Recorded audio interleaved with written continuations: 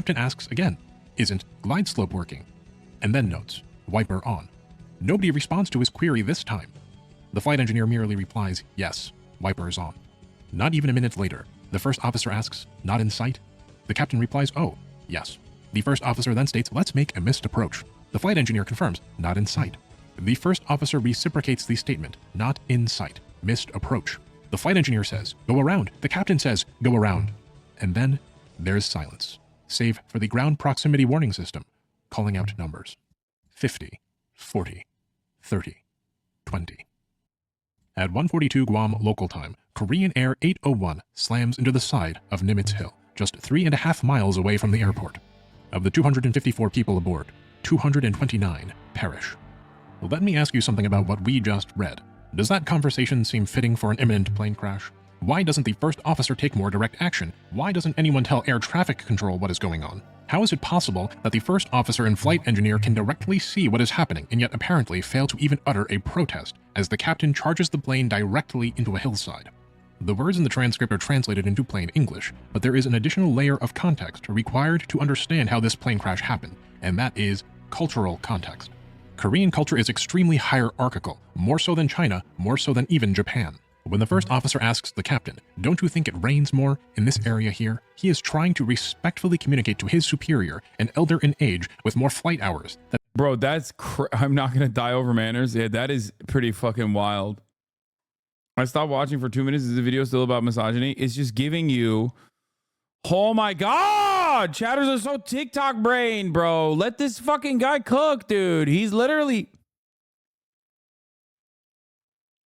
he's teaching you some aspects of fucking Korean culture first and foremost, okay? He's contextualizing how Korea became so fucking misogynistic. That the area they're in has more rain and that they should try to avoid it. When the flight engineer chimes in later, stating that the weather radar has helped us a lot, this flight engineer is also trying to relay a suggestion to change course and avoid the weather conditions. When the first officer and flight engineer discover the glide slope isn't operational, the first officer mutters something about it, and the flight engineer asks the captain if the glide slope is working. This is a suggestion to the captain that the glide slope is, in fact, not working and that he should check it. But the captain responds that it is working, which is his statement to the flight engineer that the flight engineer needs to keep to his role and have some respect. The flight engineer replies with a baffled, so, knowing that the captain has realized his disrespect, has issued a condemnation, and has declined to check the glide slope instrument as a measured response to insubordination. The captain, satisfied with the behavior of the first officer and flight engineer, finally checks the glide slope instrument, noting that the condition isn't good, acknowledging the concerns brought up as an order. This communicates that the decision to work around the glide slope is his decision. The flight engineer then makes a joke. The guy working here probably was a GI in Korea before, a grunt. It's a joke punching down the ladder. The glide slope instruments are broken because someone lower in the hierarchy has done lower hierarchy things, typical of their status. The captain asks once again if the glide slope is working. Nobody answers, but the situation is growing more and more dire by the moment. Breaking with social protocol and understanding that there will be social consequences, the first officer makes the bold statement, let's make a missed approach, a direct suggestion and not a question. The flight engineer offers his support of the first officer by stating, not in sight. The first officer confirms, not in sight, missed approach. Just before the plane crashes, the flight engineer says go around, and the captain, finally cracking, acknowledges that he will indeed go around. But it is too late. There is no panic, there are no further words spoken. The aircraft crashes into Nimitz Hill. If you speak, we'll say fluent East Asian or belong to a cultural group that communicates indirectly like this, all of this talk may have already made sense to you the first time around. And for those of you who are disturbed by my translation and find it troublesome, consider this. The NTSB, in its executive summary of the incident, determined that the probable cause of the Korean Air Flight 801 accident was the captain's failure to adequately brief and execute the non-precision approach, and the first officer's and flight engineer's failure to effectively monitor and cross-check the captain's execution of approach. I told you that story in order to illustrate how Korean men treat each other. South Korea is an extremely hierarchical society. More so than in Japan, more so than in China. One's age, status, family, and gender determine one's role in society. Although Korea offers the appearance of a politically progressive, modernized country, underneath the veneer of glitz and glam, beneath the Innisfree toner, there exists a deeply conservative society. You might be familiar with the Japanese system of honorifics. In Japan, the more neutral honorific san is commonly used to address a hierarchical equal, or an individual whom you are not yet familiar with, akin to Mr. or Miss. You say their name followed by san, Muni-san. Sama is used when you're addressing someone of a higher status than you, akin vaguely to sir or madam. Sensei is used for teachers or people of scholarly learning. I sometimes jokingly call my youngest sister Pearly Saba, Saba in this case meaning mackerel. Although honorifics are widely used, there are many informal situations in which Japanese people don't use honorifics. A teacher addressing a student, for example, is a social dynamic in which one sometimes might not use an honorific. In your own group of close friends or towards your immediate family, you might also elect not to use honorifics as it feels natural to do so amongst the people you're most comfortable with. But it is not this way in Korea. In South Korea, the use of honorifics even in informal situations is quite normal. If you spend any This type of incidents has happened many times in Korean pilots involved. It's actually pretty crazy. The government came in and gave special training to the pilots to ensure this type of power conflict doesn't happen anymore. The type of exchange here also occurs between Korean pilots and non-Korean pilots that cause miscommunication in those plane crashes. What the fuck? amount of time living in Korea and getting to know Korean people, inevitably you will be asked how old you are, as your age is critically important in determining the deference you are expected to provide to other people and the deference you receive, even amongst your friends. You might not even use a person's first name out of deference. In a friend group, every older male is hyung if you are male or oppa if you are female. Both words translate roughly to older brother. If you have any Korean friends who have moved from Korea to your non-Korean country, you might have noticed that it's very hard to get them to break the habit of hyunging and oppaing. The expectations of hierarchy in Korea are very strict, even by East Asian standards. Why is that? How did this happen? And what does any of this have to do with gender wars in gacha games? Well, my friends, this has everything to do with gender wars in gacha games. But before we dive He's answering your question. Oh my God, there's more context. Let's go back for a moment to our gacha drama. Ishmael's wetsuit was completely contrary to the expectations of the Korean gacha game community. This is not a true summer skin, they said. This is a joke. This is a prank. This is a malicious act. It has to be. The wetsuit design couldn't possibly be the work of a man. After all, no self-respecting Korean man would make something this subservient to the interests of feminists, especially not an artist who works on gacha art, right? As such, this artist must be a woman, and unlike other gacha artist women who happily draw what they are told to draw, or better yet, are expected to draw, this woman has bucked the status quo. We are on the lookout for a feminist. And not just a feminist, but a radical, a revolutionary. How else could this wetsuit art have ever happened? Each allegation was more severe than the last, and blown out of proportion, often with the intention merely to troll. And none of the accusations... The fucking grums in Korea is just sitting around absolutely glazing in all of the glory with his successful movement. He got so much motion. Korean grums got so much motion, dude. It's crazy. Were backed up by any evidence other than assumption. The players demanded action against this radical feminist, and so they sought her out. Who is the artist in charge of these character CGs? Where is she? Well, she turned out to be a he. The designer of wetsuit Ishmael and the artist were both men. Disillusioned, I bet they didn't believe it. and perhaps slightly embarrassed, the angry mob dissolved. The artist in question isn't a woman and thereby isn't a feminist. He's just some guy with bad taste. But this was not the end, as people were still angry about the outfit itself. Yep. It was about who the developers seemed to be prioritizing. They were listening to women on Twitter and not to the men who were actually playing their game and giving them money. The incident had been caught up in the larger Korean gender war. Well, if the mob could not find a witch, they would make one, and their target was a different Limbus Company artist who goes by the alias Vel Mori. Vel Mori was a story illustrator at Limbus Company, but she did not design Wetsuit Ishmael. In fact, by all accounts, Vel Mori had absolutely nothing to do with Wetsuit Ishmael whatsoever.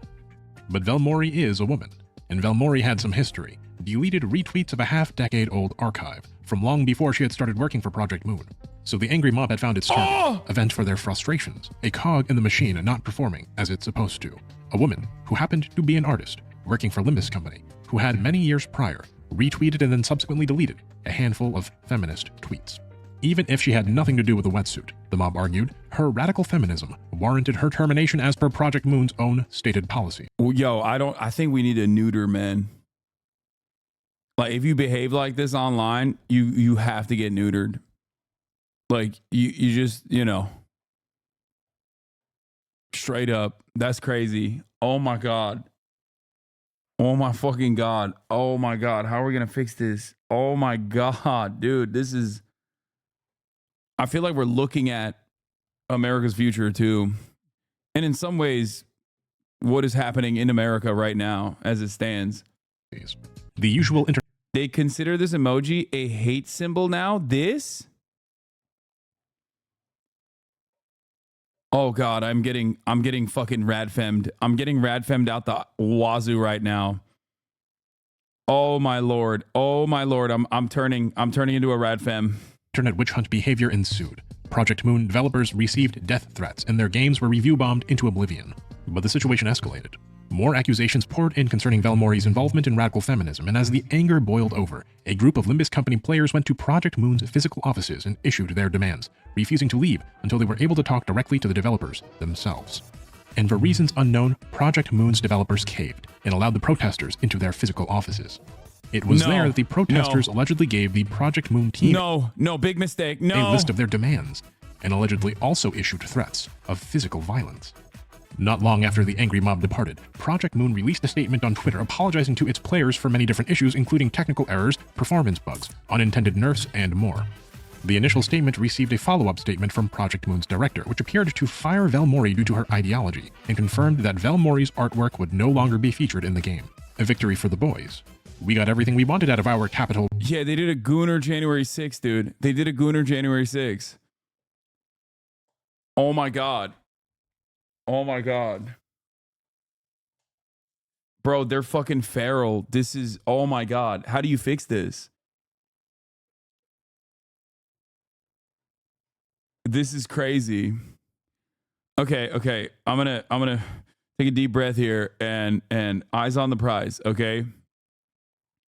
I think a lot of this kind of division that happens in society happens because class politics is completely fucking destroyed. In a place like Korea, if you look at the actual historical context, if you want to look at a solution to it or how we actually arrived at this, and I'm shocked that the History Channel is not referencing this, it still goes back to American intervention. It goes back to the Korean War. It goes back to the Korean military dictatorship that forcibly destroyed any semblance of class consciousness, any semblance of class consciousness in South Korea. Okay? Labor movements were crushed violently, like mass purges, straight up mass killings.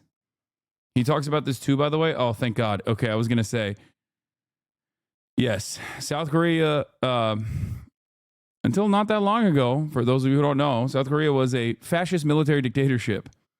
And then that fascist military dictatorship turned into 6 families in a trench coat that is a hyper-capitalist dystopia now.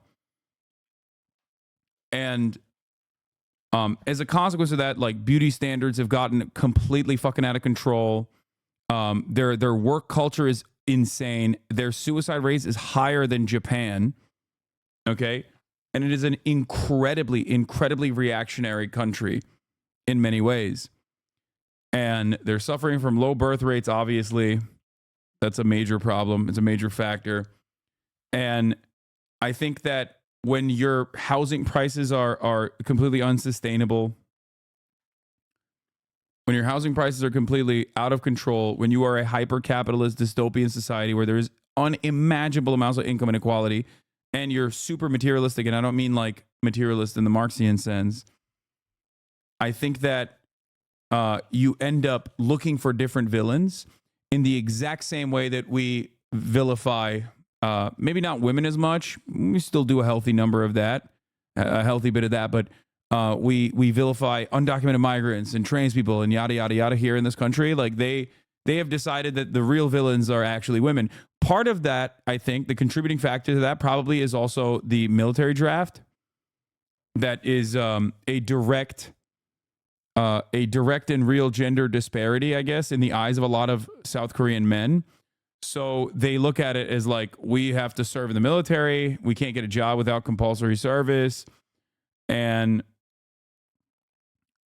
ultimately they just like, their understanding of the world is so fundamentally broken. Oh no, not having women in combat? What? What the fuck does that mean? One of the least compelling parts of leftist discourse is all or most of the oppression will disappear when capitalism is dismantled. People are angrier when they're poor and powerless, but I think it comes off as idealistic to dismiss, to reduce it all to class. What? There's never been a moment where I have said that all matter of hate will be dismantled, or all matter of oppression will be dismantled if capitalism is dismantled. That's not a thing that I've ever mentioned at all, as a matter of fact. it's more, first of all, there is no easy solution. Although everything is intertwined with one another, there is no one singular solution. And the goal there is to at least fix some of the underlying material problems so that it's easier to, change society dramatically in a way that ensures positive results. Okay? I don't think anybody personally says like, no, racism goes away when capitalism goes away. Or maybe some people do. They're just perhaps a little delusional, but riot, including the burning of our witch. Sure, we have to endure that wetsuit skin, but maybe in the future we'll get some looter skins now that the devs know who is in charge. But alas, this was no victory. The firing of Velmori changed everything. The wider world became exposed to this. Stop analyzing the Korean culture like you've lived in it. Come on, man. Wait, what? OMG, stop. You're right. I shouldn't learn about it either from a guy who's at least offering some historical context. You're right. Story, and was not at all sympathetic to the plight of the Korean male gacha gamers. Even when the situation was presented in its most favorable light to casual observers, their behavior seemed preposterous, immature, and entitled. In enforcing their demands on Project Moon, the gacha gamer men had fallen into a trap. Velmori became a martyr. The finger pinch became a hate symbol around 2017 because Korean feminists started using it against men after a report came out that Korean men average smaller dick sizes, internationally speaking. The symbol was a reaction to a series of scandals regarding men filming inside of women's restrooms. Oh my God.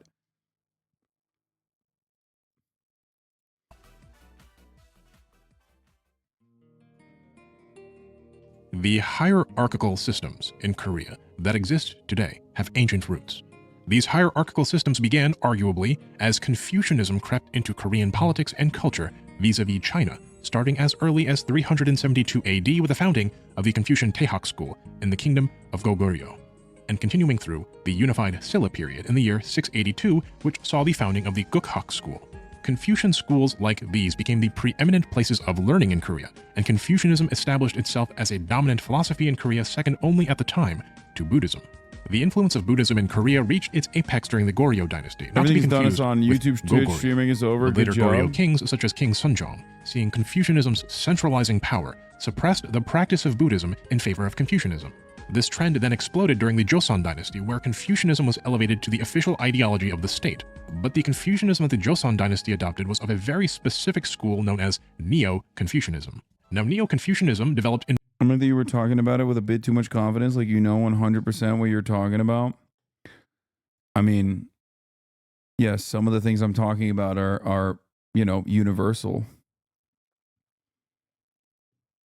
Like, and I do know a little bit about Korean history. It's not like I said I didn't know anything about Korea. What the fuck? I'm just adding some feedback of what I do know, which I'm sure he will address in a second anyway. God, what is wrong with you guys, man? in part as a retort to Buddhism, which had also become the dominant ideology in Tang China, just as it was in Korea and Japan. This is going to be an extreme simplification, but where Buddhism teaches self-cultivation for the individual purpose of enlightenment, Neo-Confucianism purports that self-cultivation should not merely be a means to individual enlightenment, but also a mechanic by which one can contribute to a harmonious society. It's not just you, it's not just me, it's us, and we must achieve harmony together. Now, Neo-Confucianism had a lot of benefits for China and Korea. It was a more rational ideology than Buddhism, and its focus on the practical matter of statesmanship as opposed to personal spiritual enlightenment led to the establishment of more schools of learning as opposed to temples of worship, and the uplifting of ethics as a guiding principle of family and government. But Neo-Confucianism was not without its drawbacks, and issues in the underlying philosophy of Neo-Confucianism led to subsequent reformist thinkers such as Yang Mingzi, who developed, for example, the philosophical principle of I think, therefore I am, over a century prior to René Descartes. Yang Mingzi is considered one of the great masters of Confucianism in China and Japan. It's even been said that Yang Mingzi's teachings heavily inspired the Japanese philosophy of Bushido. But these reforms never really made it to Korea, and Yang Mingzi does not hold the same prestige in Korea as he does in China or Japan. Why? Well, it's because the Korean state threw itself wholeheartedly into Neo-Confucianism, so much so that it developed its own independent schools of Neo-Confucian thought, separate from what was emerging in China. Where China had Yang Mingzi, Korea had Yi Huang, known better perhaps as Togye, and Yi Yi, also known as Yogo. Togia and Yang Mingzi were contemporaries. They lived at the same time period, the early 1500s. If you watched the video I made on Christian games, do you recall how American Calvinists, Puritans, were so deeply entrenched in their beliefs that their Calvinism failed to develop as Dutch Calvinism did? How American Protestantism branched away from Protestantism at large and thus failed to develop Neo-Calvinist theology as a counterweight to Calvinist Puritanism? Korean Neo-Confucianism developed very much in that same vein, as Ming Dynasty China evolved its Neo-Confucianism, thereby arguably softening the strict hierarchical systems that come with Neo-Confucianism. Korea doubled down. Yun-Sun Lee, a lecturer at the Department of Philosophy at Seoul National University, states in his work, Yi Huang and Yi's interpretation of the Taiji Tusu, focusing on their theories of Li Qi, quoting the traditional work Annals of the Joseon Dynasty. Yi Huang took to heart that China lost its tradition of Dohak, or authentic Neo-Confucianism. In other words, Yi Huang, the preeminent Korean Neo-Confucianist scholar, utterly rejected Chinese development and ideology in favor of a pure Neo-Confucianism. You may have noticed that I never described what Neo-Confucianists actually believe outside of their emphasis on hierarchy, and I haven't done this because it wouldn't make any sense to you at all. It's like trying to read and understand Hegel before reading Kant, but worse by a factor of centuries. Let me read you a snippet from the article we just discussed to give you an example. Zushi claims that the Wuji and the Taiji are not separate things. He interprets the above phrase as formless but with Li. Okay, I think there's too much context now, bro. I swear to God. He's doing too much context, okay? This is crazy. And describes it as the substance, what is above form. Skipping ahead. Whereas the Wuji and the Taiji mean the same thing, the Taiji and the Yin Yang are to be clearly distinguished. In other words, they are explained as belonging, respectively, to Li and Qi. I'll stop there, you get it. I haven't explained Neo-Confucianism in full because I can't, but what I can tell you is that Neo-Confucianism puts an enormous emphasis on hierarchy as a stabilizing force of societal harmony. Yi Huang, the Korean master we discussed, who felt that Ming China had lost true Neo-Confucianism, was himself critiqued by Yi Yi, also known as Yulgo. Yi Yi felt that a more physical, more material approach to Confucianism was necessary. Self-cultivation, knowing oneself, one's place, one's capacities, are directly relevant to proper administration. In other words, Yi Yi's teachings deepened the physical bonds between the state and Confucianism. Not unlike in Japan and China, a rigid social hierarchy emerged in Korea. Bro went back to the Big Bang to be like, let me explain the context of how we arrived at the nation state of Korea to begin with. Like, that's crazy. He's like, you can't address anything until you talk about the theory of evolution. Like, he's like, let's go back a little bit in time, and a little bit is like literally the year 8. Okay? That's not a little bit, man.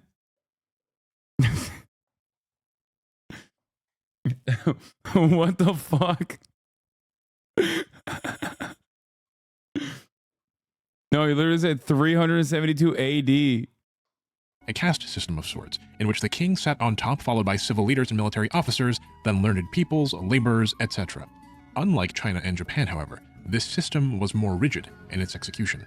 This formal system was abolished in 1894, but the underlying hierarchical nature of Korean society was deeply embedded into the Korean psyche, and unlike in China or Japan, there would be no uprooting of this hierarchical system through a century of conflict with the West. China had the Opium Wars and the Self-Strengthening Movement and the Boxer Rebellion and much more, which did a lot to reduce the influence of Confucianism over China. And much of that on the Chinese side was intentional attempts to westernize. Likewise in Japan, you had— Yeah, he said the wetsuit isn't really compatible with my view of Lee's Neo-Confucianism. Yeah, this is leftist memes be like, let me take you to a time back when Commodore Perry, the Boshin War, the Meiji Restoration, etc., which eroded the influence of Confucianism in Japan. But you will note, of course, that Confucianism was never eradicated. Strict adherence to Confucian hierarchy and customs remains in both China and Japan to this day. One of these countries is literally communist, and yet still has Confucian hierarchical values built into its society. Korea is both the most historically Confucian state, while also having had the least erosion of that Confucianism through external or internal intervention. And it was Japan, and not a Western power, that interfered most in Korea's modern cultural development. Although Korea itself was arguably forced out of its isolationism by, surprise, surprise, the United States. Let me explain. The Koreans call it Shinmyeongyo, the Western disturbance during the Shimi year. In 1866, an American merchant ship called the SS General Sherman steamed up the Taedong River and attempted to illegally force the Koreans to trade.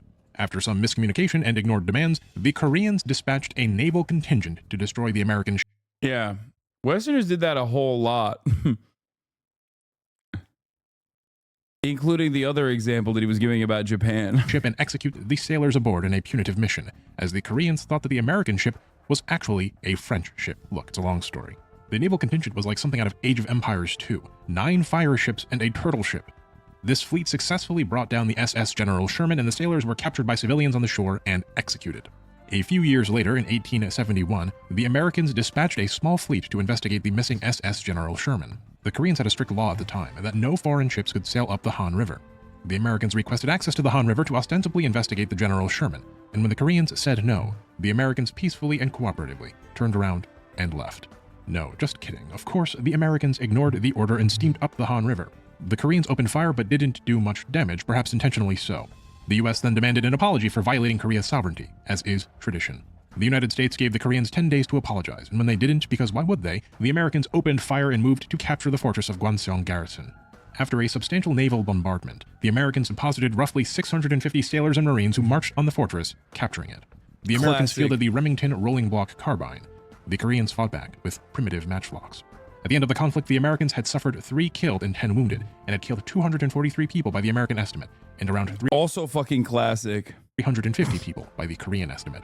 The Americans then attempted to persuade the Koreans to negotiate again for trade, which they naturally declined. As Korean reinforcements began to arrive, the US fleet, realizing it was outgunned, left for China on July 3rd. But the brazen American attack had inspired a nearby rising power. A power that was trying to copy Western tactics and technology and ideology as much as it possibly could. That power being Japan. Japan, inspired by the American attack and remembering how their own isolation was forcibly ended by American warships, approached Ganghwa Island with its military in 1876. That game was such a dud, by the way. Made me kind of sad. What's the name of that fucking American general? The real historic American general, admiral? The game that he's, Matthew Perry. Rise of Ronin is the game that he's using footage from. In order to purposefully provoke a Korean response, before then issuing a blockade of the region with their navy and demanding an unequal trade treaty under these familiar terms, ones that they learned from their own encounter with the United States. Give us what we want or be subject to incredible violence. And the Koreans complied, signing the first of many unequal treaties with Japan. This unequal treaty paved the way for other nations to force trade upon Korea, and before long, just like in China, just like in Japan, modernization in Korea came into direct conflict with traditional Confucian systems of government. But unlike in China or Japan, that process was cut fatally short. Tensions were rising between China and Japan, and the consequences of massive trade inflow through unequal treaties in Korea had led to political turmoil and famine. In Korea proper, the conflict between Neo-Confucians and the uncontrolled influx of Western values and technology was also reaching a fever pitch, which erupted into the Donghak Peasant Revolution. Donghak means Eastern learning. It was part religion, part Neo-Confucianist school, and it directly opposed Seohak, meaning Western learning. King Gojong, the last king of the Joseon dynasty, requested aid from China to suppress the rebellion. The Japanese, fearing that they would lose influence, sent their own soldiers without Korea's consent. As the rebellion came to an end, Korea demanded the immediate departure of Japanese soldiers, which the Japanese refused. In July of 1894, Japan made its move, occupying the royal palace in Seoul and taking King Gojong prisoner. Before July had even ended, the Japanese had replaced members of the Korean government with pro-Japanese puppets. The Sino-Japanese War was about to begin, and the Russo-Japanese War loomed over the horizon. But the annexation of Korea by Imperial Japan was already underway. Yeah, Imperial Japan is wild. Just an unstoppable, maddening force of evil all across the far reaches of Japanese empire. Korea did not get to experience a Meiji restoration or a self-strengthening movement from beginning to end, as it simply didn't have the time. The American attack occurred in 1871. The Japanese forcing open Korea occurred in 1876. And by 1894, less than 20 years after being forced open for trade, Korea was already under threat of annexation by Japan. In the year 1910, Japan formalized its annexation of Korea with the signing of the Japan-Korea Annexation Treaty. The Japanese occupation of Korea was brutal. The suffering of the Korean people, unimaginable. The horrors of the occupation are beyond the scope of this video, but I'll leave some reading in the description for you if you'd like to learn more. One of the most grotesque of Japan's inflictions upon Korea was the systematic eradication of Korean culture. The Japanese banned the Korean language, replacing it with Japanese. They attempted to eliminate the use of Korean names. They tried to change the very fabric of Korean history so as to assimilate the Korean people more easily. But as is evident, the Japanese did not succeed in eradicating Korean culture. The Japanese attempt at cultural eradication actually caused the Koreans to entrench their culture, to preserve it by any means necessary. As such, Korean culture thrives to this very day brighter than ever, with each Korean generally quite proud of his or her cultural heritage and eager to share it with the world. Just as Korean culture at large survived Japanese annexation, however, so too did Korean Neo-Confucianism. And although the influence of this Neo-Confucianism deteriorated very substantially under Japanese rule, it was never completely quashed. For all of their imperialism and westernization, the Japanese imperial government was deeply hierarchical, with its own legitimacy tied inseparably to Bushido. You will recall that Neo-Confucianist philosophy had a lot of influence on Bushido. Bushido built upon the foundations of Neo-Confucianism, and Imperial Japan was built on Bushido. As such, Neo-Confucianism, and specifically Korean Puritan Neo-Confucianism, became deeply internalized in Korea to a much greater extent than it did in China or Japan. Citing here the Routledge Handbook on East Asian Politics, South Koreans believe their country not only as closer to China than Japan, but in administrative culture and familism, more Confucian than China. And indeed, in post-war Korea, this strict adherence to hierarchy was utilized in a big way to rein in the people and resolve the chaos of the post-war era. Quoting here from the book Economic Development in the Republic of Korea, proper order between senior and junior and loyalty to the state was used to be utility for the maintenance of Park's, referring to South Korean President Park Chung-hee's, autocratic political regime. Throughout Western and Eastern intervention, Korean understanding of Confucianism has developed and only hardened, okay? And that's why they have such strict rules about hierarchy. That's it. That entire process is basically reduced to what I just explained. To summarize what we've just discussed succinctly, citing again from Economic Development in the Republic of Korea, despite their efforts at modernizing... Wait, what the fuck? This video is almost over.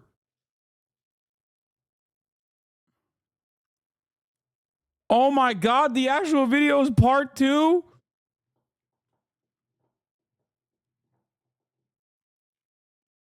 We got fucking debated. It doesn't even say part 1. And part 2 is so much longer.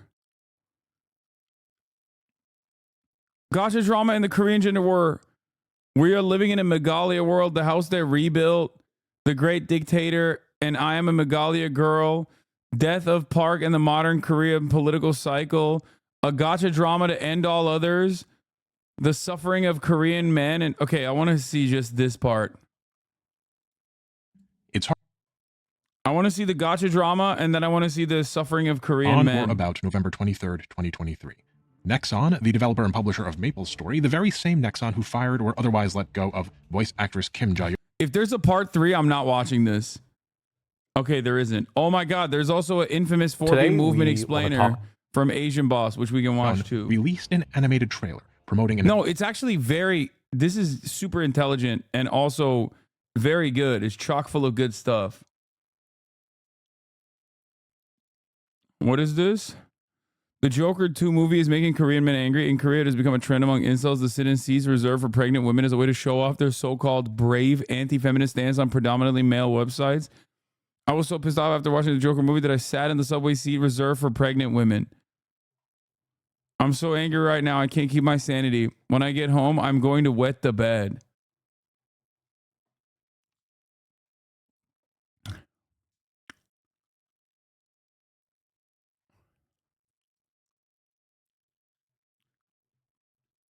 No, I've heard the pregnant women shit before, by the way. It sounds fake, but it's not. That's why I said it's like Nick Fuentes style incels, dude. And just as pathetic, if not more pathetic. I don't know what percentage of Korean men subscribe to this, but there's clearly a lot of Korean men that at least feel comfortable doing this in broad daylight and then get like reinforcement from the stupid fucking forums that they frequent.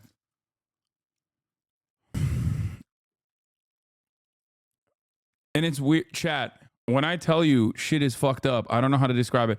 Online spaces are so male dominated. It's reported that Tinder in Korea is 94% male to 6% women.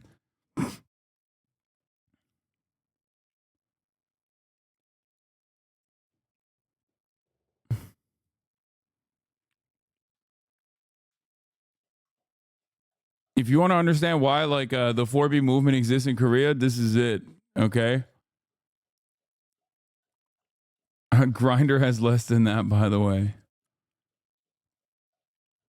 Master Shake, crash out, bro. It's like,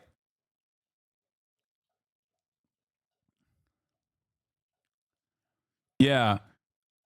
When I first encountered the 4B movement, I was immediately like, what the fuck is this? This is not productive. This is dumb. And then we dove a little bit deeper into the gender wars in Korea, and I very quickly found out, oh, it's not normal at all. I understand it. I think it's like, it's vigilantism, and of course it's born out of systemic inequalities that the government is not choosing to address at all.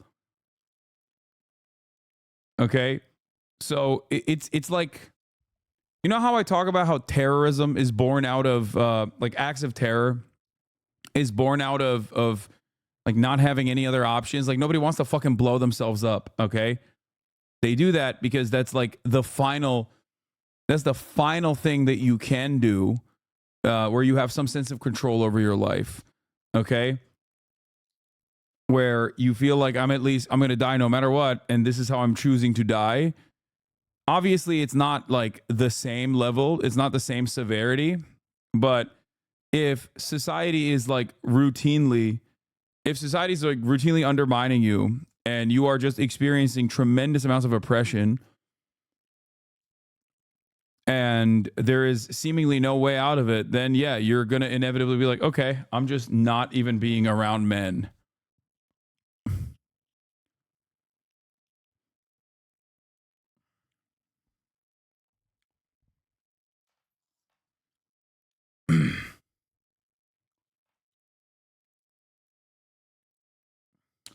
That's not entirely true, as it doesn't explain zealous martyrdom. In the context of which I explain it, it does make sense. Okay?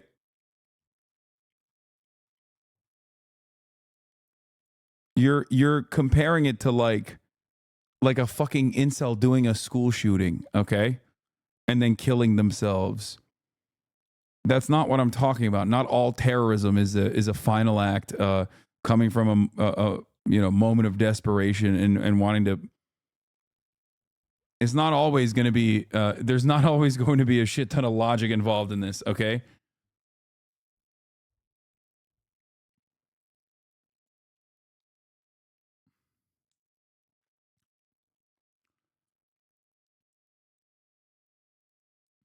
Most Korean women don't know what the 4B movement is. It's severely blown out of proportion. Most Korean women don't even like it.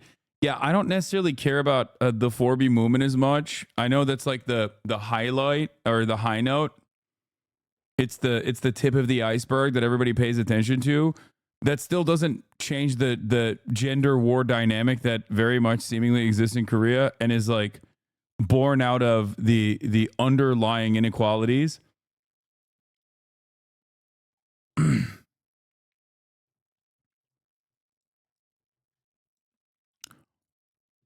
You notice how in 3/4 of the region, the women are moving further and further steeply in direction, but in South Korea, look, a wide ideology gap is opening up between young men and young women in countries across the world. Holy fuck, look at the men. Just straight up falling off the cliff, dude. Oh my Lord.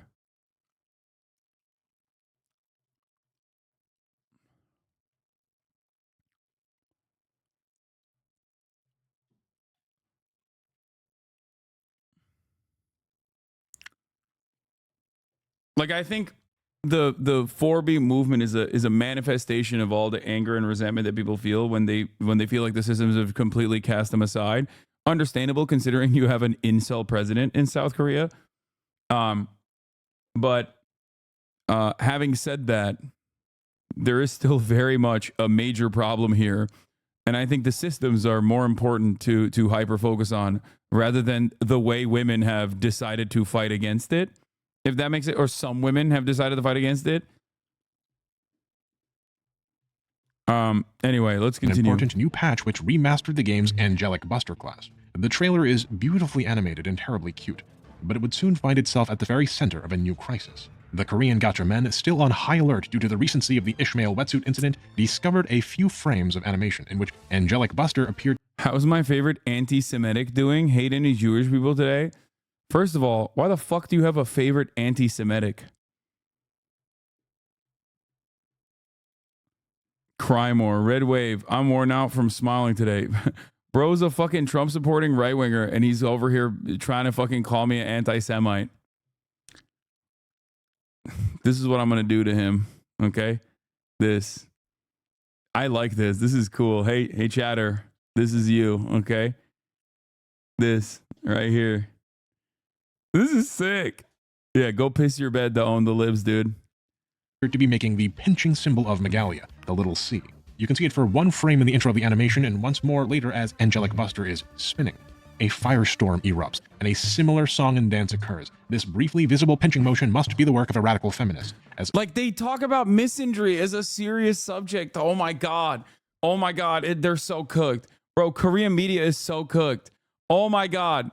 People are unironically talking about misandry. Oh my God. Be a man. Be a man. Be a man. Be a man. Be a man. Be a man. Be a man. Be a man. Be a man.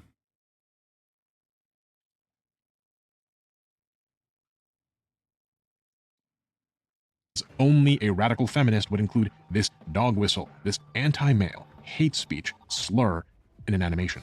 All eyes were on the animation studio that created the trailer, Studio Potpourri, also known as Studio Root. And as the chauvinists dug deeper looking into Studio Potpourri's past animations, something became very clear. The hand pinch signs were everywhere, in Korean games ranging from MapleStory to Blue Archive, from Epic 7 to Dungeon Fighter. Where Studio Potpourri was, there too was the pinch. The first target that the angry mob lashed out at was Nade, the vocalist for the song in the animation. She had retweeted old tweets that were in support of Kim Jae-young back in 2016, which was enough to paint her as a misandrist, a man-hater. But Nare didn't draw anything, she was a vocalist, not an animator. So someone else put the pinch into the animation, right? Well, the next target was a woman named Taeso, an animator and team leader at Studio Potpourri. She had an old tweet in which she stated that she would never stop being a feminist, even though she'd had her social media accounts blocked for being offensive towards men. She stated further that she will always continue to be a feminist, stealthily and subtly. Most damning of all, she also liked a tweet that was critical of Limbus Company's firing of Vel Mori. Nexon and Studio Potpourri were inundated with angry complaints, and as was the case with Nexon, bro, women are getting fired for being remotely pro-feminist. That country is cooked. It's crazy.